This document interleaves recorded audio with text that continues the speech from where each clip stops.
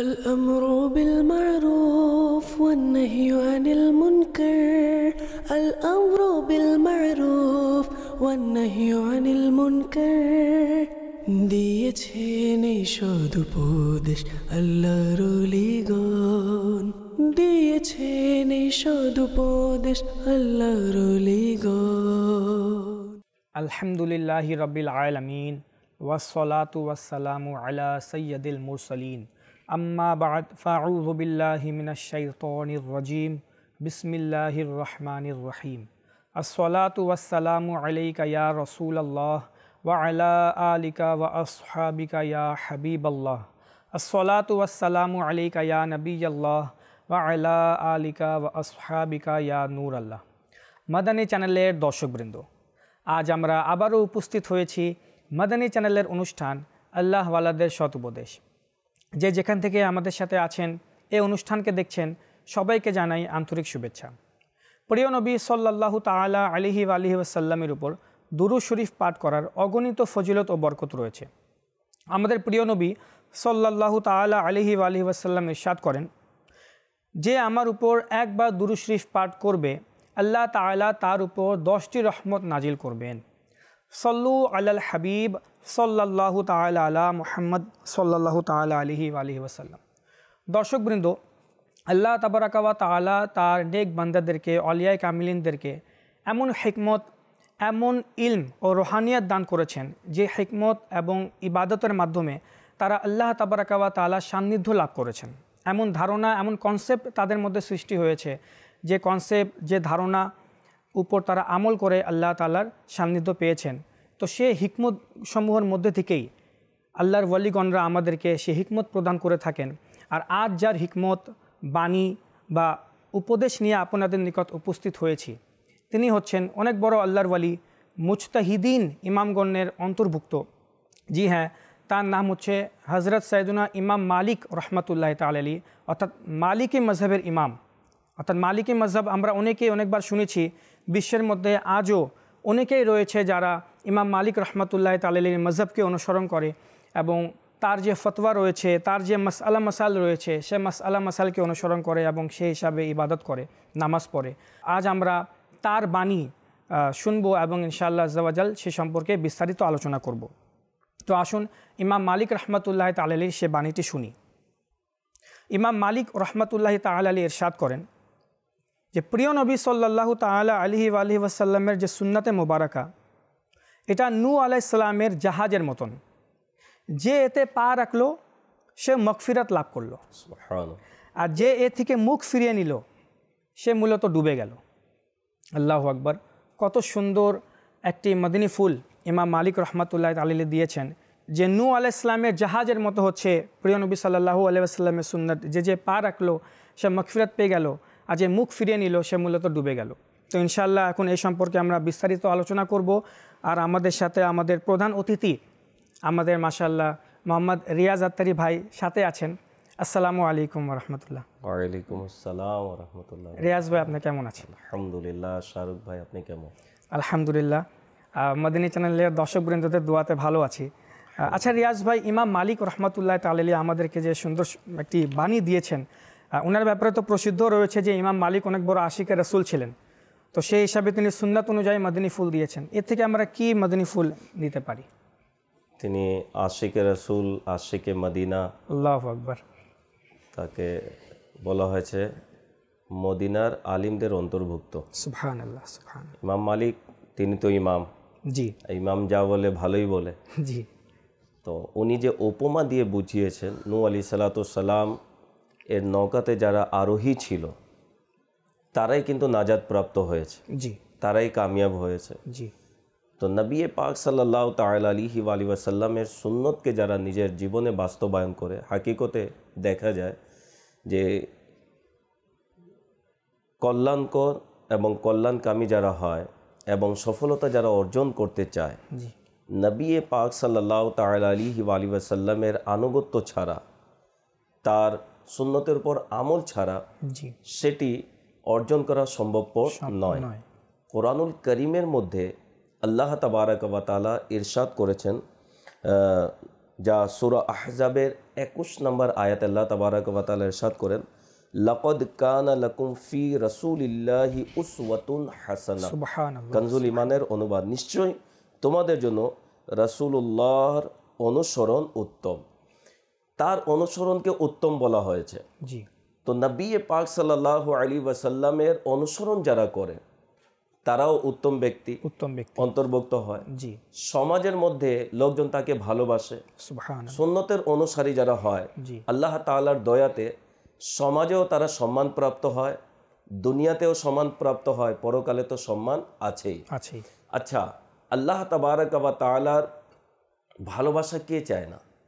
জি, প্রত্যেকে চায়। আচ্ছা, প্রত্যেকের উদ্দেশ্য আমার আল্লাহ যেন আমার থেকে রাজি হয়ে যায়, আমার আল্লাহর ভালোবাসা যেন আমার অন্তরে গেঁথে যায়।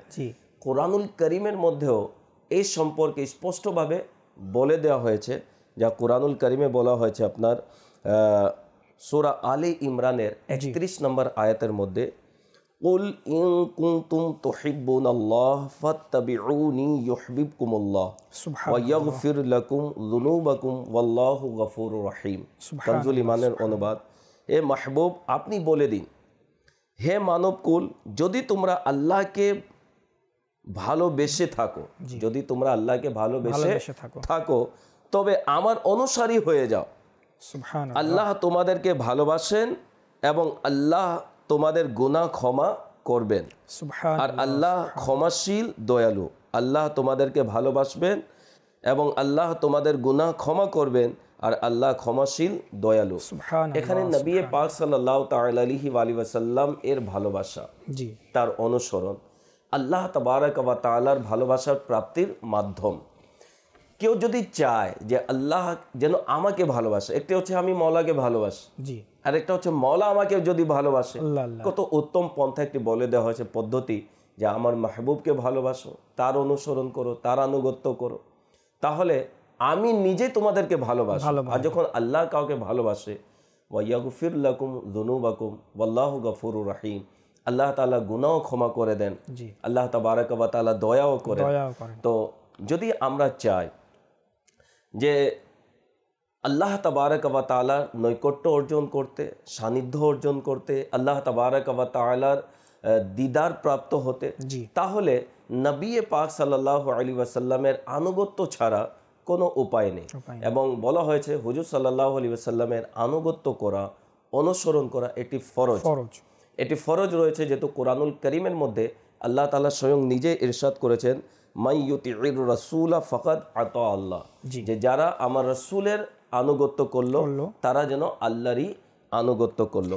তো নবী পাক সাল্লাল্লাহু তাআলা আলাইহি ওয়া সাল্লাম এর সুন্নতের উপর আমল করা আসলে এটি নাজাতের মাধ্যম।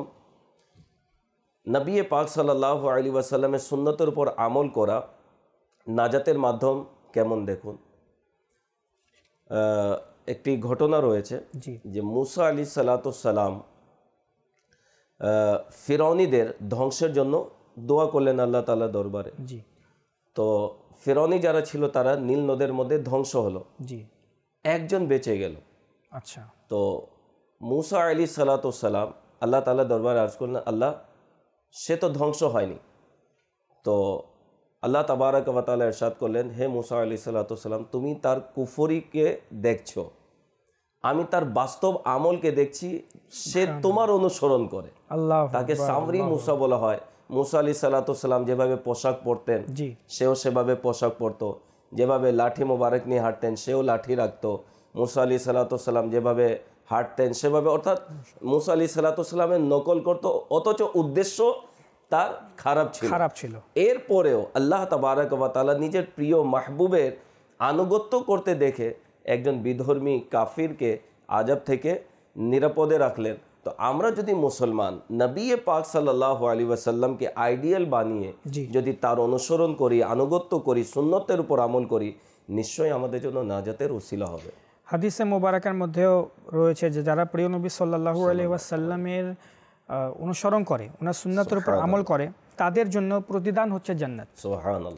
যেমন বুখারী শরীফের মধ্যে রয়েছে যে আমার প্রত্যেক উম্মত জান্নাতে প্রবেশ করবে, কিন্তু তারা ব্যতীত যারা আমার সুন্নাতকে অনুসরণ করলো না। যারা সুন্নাত থেকে মুখ ফিরিয়ে নিল।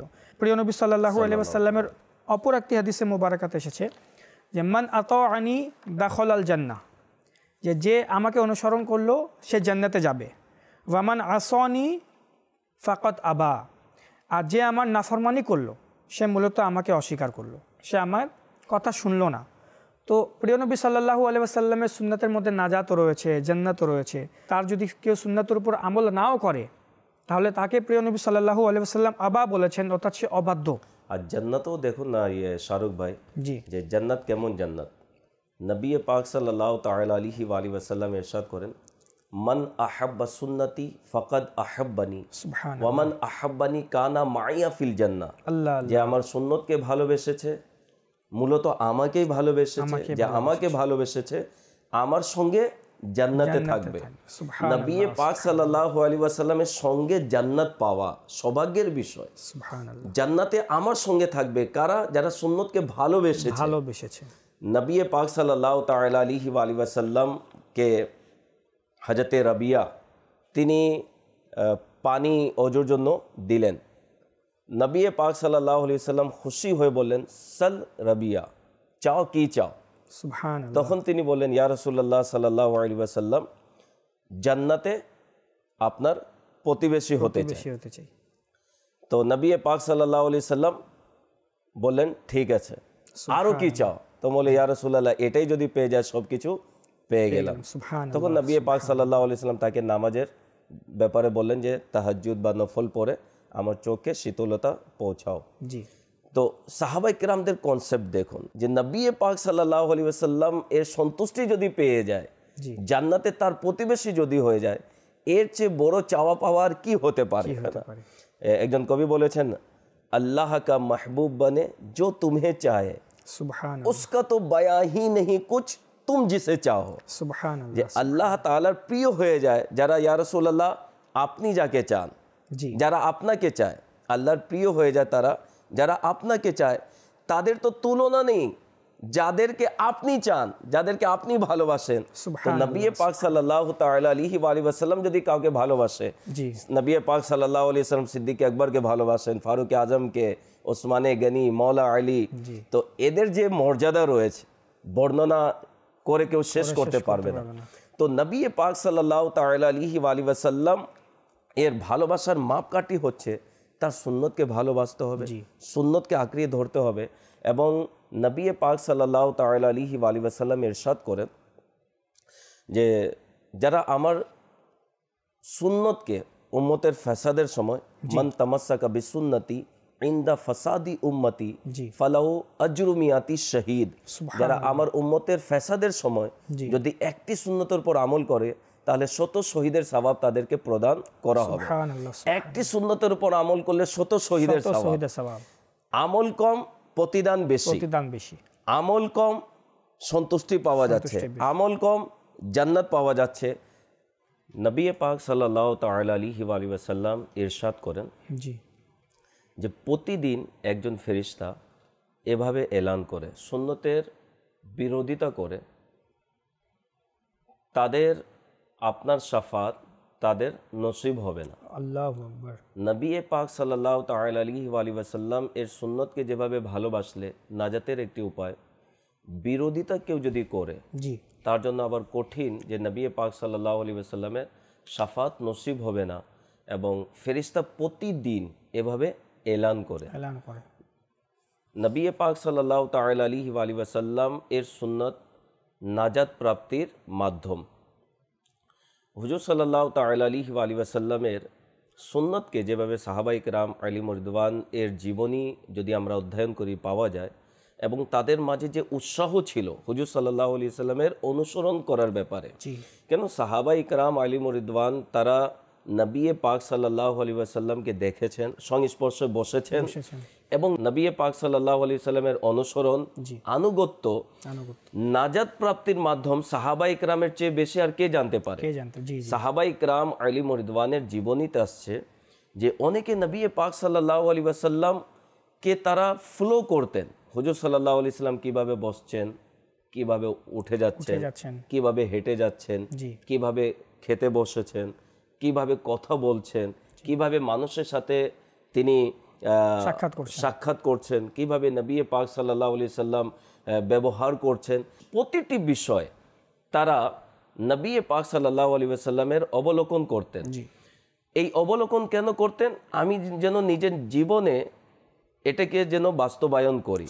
এবং আমরা যদি কিতাব অধ্যয়ন করি পাওয়া যায় সুন্নত কাহাকে বলে, এটা আগে বুঝতে হবে। সুন্নত বলা হয় যে রীতিনীতিকে, আচার আচরণ রীতিনীতিকে সুন্নত বলা হয়, পদ্ধতিকে সুন্নত বলা হয়। আর শরঈ পরিভাষা বলা হয় হুজুর সাল্লাল্লাহু আলাইহি ওয়াসাল্লামের কওলি, ফি'লি এবং ওই সকল বিষয় যা হুজুর সাল্লাল্লাহু আলাইহি ওয়াসাল্লাম পছন্দ করেছেন সেটিও সুন্নতের অন্তর্ভুক্ত। তো নবী পাক সাল্লাল্লাহু আলাইহি ওয়াসাল্লাম কোনো কাজ করেছেন, করতে বলেননি, সাহাবায়ে কেরাম চেষ্টা করতেন সেভাবে করার। যেমন এক জায়গায় উসমানী গনি রাদিয়াল্লাহু তাআলা আনহু তিনি বসেছিলেন, পানি আনতে বললেন, পানি আনা হলো, তিনি অজু করলেন, অজু করার পর মুচকি হাসলেন।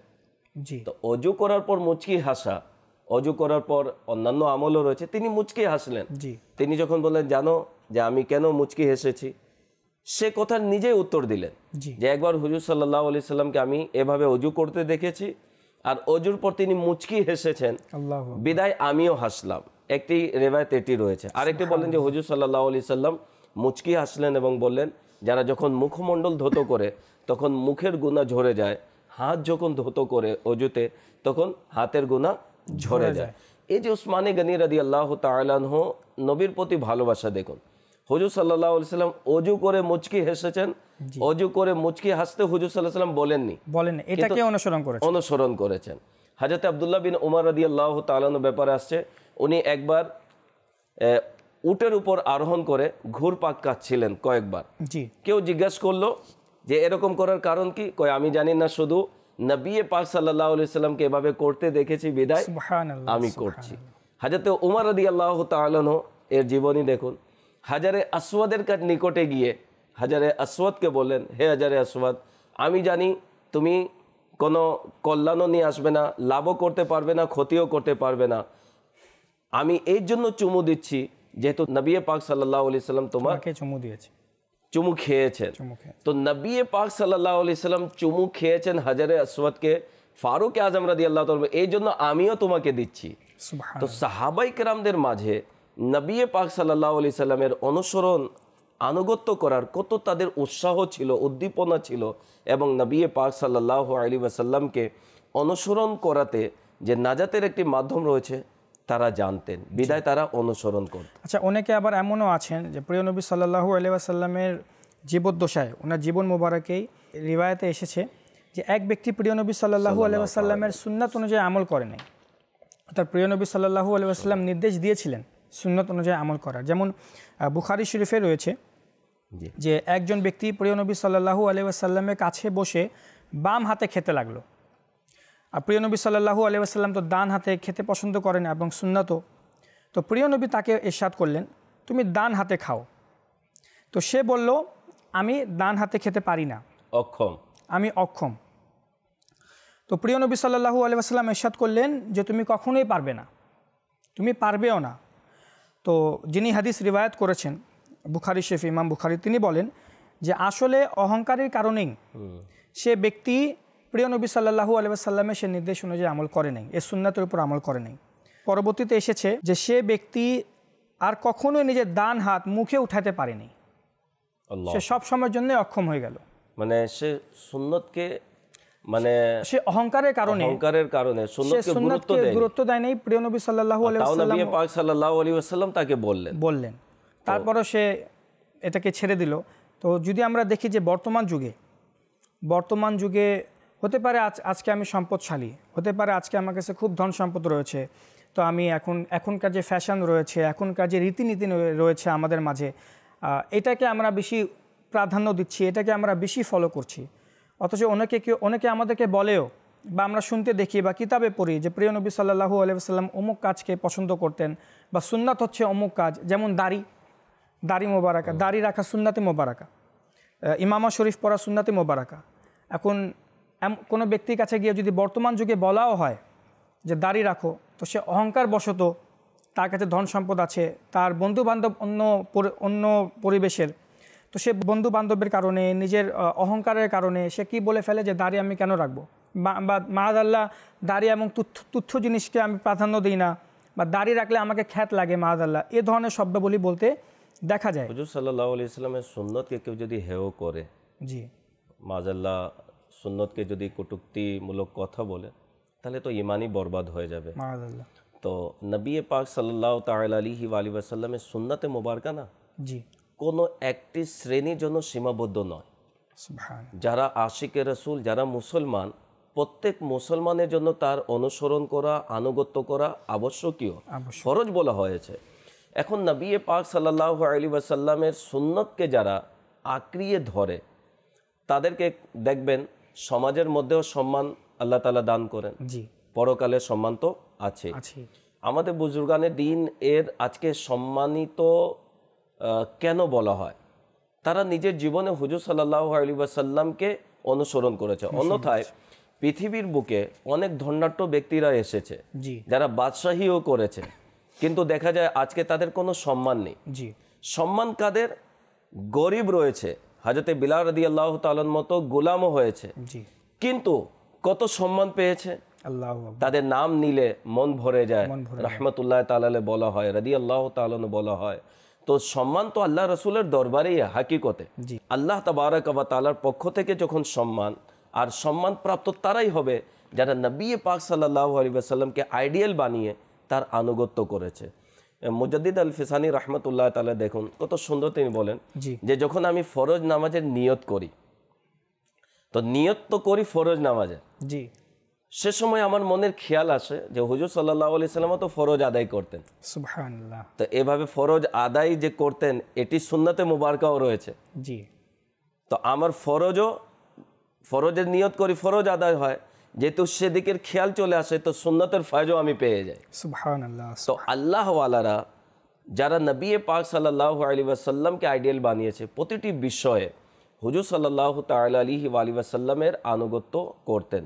সাহাবায়ে কেরামরা সেভাবেই, যে হুজুর সাল্লাল্লাহু আলাইহি ওয়াসাল্লাম কিভাবে খেতেন আমি সেভাবে খাবো, কিভাবে বলতেন সেভাবে বলবো, কিভাবে বসতেন সেভাবে বসবো, কিভাবে তিনি শয়ন করতেন সেভাবে করব। কত ফ্লো করতেন, একটু খেয়াল করুন যে একজন ব্যক্তির আচার আচরণ, কথা বার্তা, আপনার শয়ন জাগরণ, প্রতিটি বিষয় কিতাবে যে লিপিবদ্ধ করা হয়েছে, বিশ্বের মধ্যে আর দ্বিতীয়জন দেখিয়ে দিন যার জীবনের প্রতিটি অধ্যায় লেখা হয়েছে, প্রতিটি বিষয় লেখা হয়েছে, প্রতিটি কথা লেখা হয়েছে শুধুমাত্র নবী পাক সাল্লাল্লাহু আলাইহি ওয়াসাল্লামের।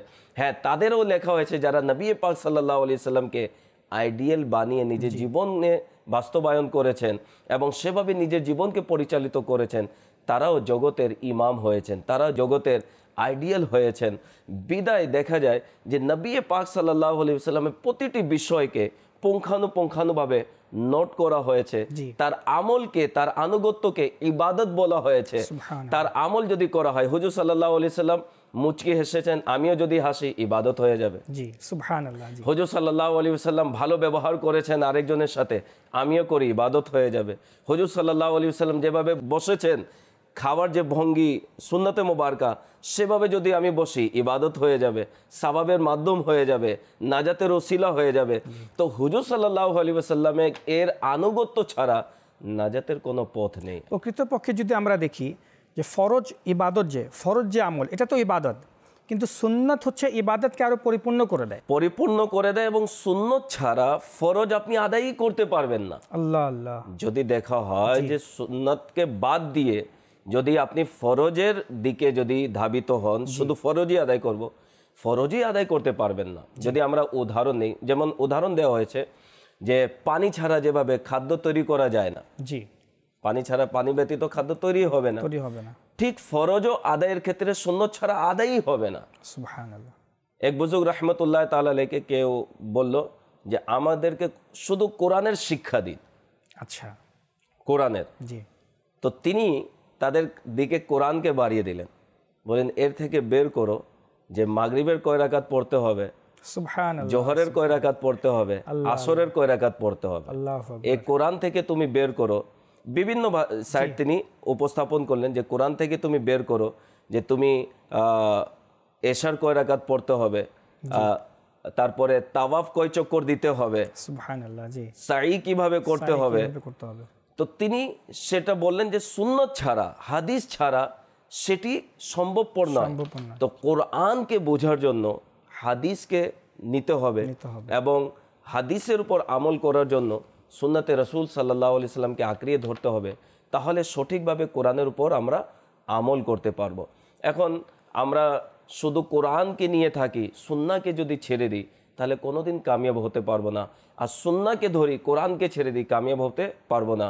এই জন্য নবী পাক সাল্লাল্লাহু আলাইহি সাল্লাম এরশাদ করেছেন, আমি দুইটি জিনিস ছেড়ে যাচ্ছি, যদি এই দুইটি জিনিসকে তোমরা আঁকড়িয়ে ধরো তাহলে কোনোদিন কোনো শক্তি তোমাদেরকে পথভ্রষ্ট করতে পারবে না। একটি হচ্ছে কোরআন, দ্বিতীয় হচ্ছে আমার সুন্নাহ, বা দ্বিতীয়টি হচ্ছে আমার আহলে বাইত। দুটি রিওয়ায়াত এসেছে। তো আহলে বাইত ও সুন্নতকে আঁকড়িয়ে ধরেছে। তো এখন সুন্নাত ছাড়া আমাদের নাজাতের কোনো পথ নেই। যদি নাজাত আমরা চাই তাহলে সুন্নতের উপর আমল করতে হবে। আল্লাহর প্রিয় ভাজন যদি হতে চায় তাহলে আমাদেরকে সুন্নতের উপর আমল করতে হবে। আমির আহলে সুন্নাত দামাত বরকাতুহুল আলিয়া কত সুন্দর তিনি নবী পাক সাল্লাল্লাহু আলাইহি সাল্লামের দরবারে আরজ করেছেন, तेरी सुन्नतों पे चलकर मेरी रूह जब निकल कर चले तुम गले लगाना मदनी मदीने वाले। या रसूल अल्लाह, আপনার সুন্নতের উপর নিজের জীবনকে পরিচালিত করে যখন আমার আত্মা বের হবে, আপনি যেন আলিঙ্গন আমাকে করে নেন, যাতে করে আমার নাজাতের একটি ওসিলা হয়ে যেতে পারে। সুবহানাল্লাহ, সুবহানাল্লাহ। দর্শকবৃন্দ, এতক্ষণ পর্যন্ত আমরা হযরত সাইয়েদুনা ইমাম মালিক রহমাতুল্লাহ তাআলা আলাইহির একটি মূল্যবান বাণী সম্পর্কে বিস্তারিত আলোচনা শুনেছি। আর সময় এখন একেবারে শেষের দিকে। আমরা নিয়ত করে নেই যে যা শুনেছি এর উপর নিজেও আমল করব এবং অপরের কাছেও তা পৌঁছাবো। আল্লাহ তাআলা আমাদেরকে তৌফিক দান করুন এর উপর আমল করার। যে সুন্নতের উপর আমল করলে নিজের কত সেফটি, এটা বলে শেষ করব। জি জি। যে কেউ যদি সুন্নতের উপর আমল করে চেহারাতে দাড়ি সাজিয়ে নেয়, ইমামা শরীফ পরে নেয়, সুন্নতি পোশাক পরে নেয়, তাহলে দেখবেন অটোমেটিক বাহ্যিকভাবে অনেক গুনাহ থেকে সে বাঁচতে পারে। কোন লোক দাড়ি রেখে ইমামা পরিধান করে সুন্নতে পোশাক পরিধান করে সিনেমা হলে যাবে? বিবেক ধিক্কার দিবে, আমি এই অবস্থায় কিভাবে সিনেমা হলে যাব। কোন ব্যভিচারের দিকে যাবে, বিবেক ধিক্কার দিবে। চুরি করতে যাবে, বিবেক ধিক্কার দিবে। এক বুজুর্গ রহমতুল্লাহ তাআলার কাছে এক ব্যক্তি এসে, যুবক এসে বলল, হুজুর আমি গুনাহ থেকে বাঁচতে পারি না, আমাকে কোনো পদ্ধতি বলে দিন আমি গুনাহ থেকে বেঁচে যাই। তখন তিনি তাকে বলেন, তুমি দাড়ি রেখে নাও। সে তার কথা মতে দাড়ি চেহারাতে সাজিয়ে নিল। এখন কোনো অপকর্মের দিকে যায়, খারাপ কাজের দিকে যায়, তখন তার দাড়ির দিকে খেয়াল আসে, আমি এই দাড়ি নিয়ে খারাপ কাজে যাব। সে নিজেকে বিরত রাখতে শুরু করলো, নেককার হয়ে গেল। তো এই জন্য সুন্নতের পর আলহামদুলিল্লাহ যারা আমল করে নিজের জন্য সেফটি রয়েছে। আমি যখন দুনিয়াতে সুন্নতের বরকত পাচ্ছি, গুনাহ থেকে বেঁচে যাচ্ছি, তাহলে পরকালে কেন নাজাত প্রাপ্ত হব না? কবরে কেন রহমত পাবো না? হাসরে কেন সম্মান পাবো না? অবশ্যই পাবো ইনশাআল্লাহ। দর্শকবৃন্দ, এতক্ষণ পর্যন্ত আমরা হযরত সাইয়েদুনা ইমাম মালিক রহমাতুল্লাহ তাআলা আলাইহির খুবই মূল্যবান একটি বাণী সম্পর্কে বিস্তারিতভাবে নির্ধারিত সময় আলোচনা শুনেছি, মদিনী ফুল গ্রহণ করেছি। আল্লাহ তাআলা আমাদেরকে যা শুনেছি এর উপর আমল করার এবং অপরের কাছে তা পৌঁছানোর তৌফিক দান করুক। আসুন আরেকবার আমরা সেই মূল্যবান বাণীটি শুনি এবং নিজের অন্তরে তা গেঁথে নিই।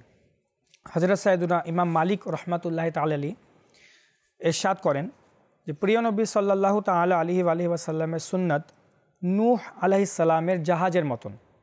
যে এতে পা রাখলো সে মাগফিরাত লাভ করলো, আর যে এ থেকে মুখ ফিরিয়ে নিল সে মূলত ডুবে গেল। আল্লাহ তাবারাকা ওয়া তাআলা আমাদেরকে প্রিয় নবী সাল্লাল্লাহু আলাইহি ওয়াসাল্লামের আদর্শকে, ওনার সুন্নতে মুবারাকাকে অ্যাকসেপ্ট করার, গ্রহণ করার, বিশেষ করে এর উপর আমল করার তৌফিক দান করুক।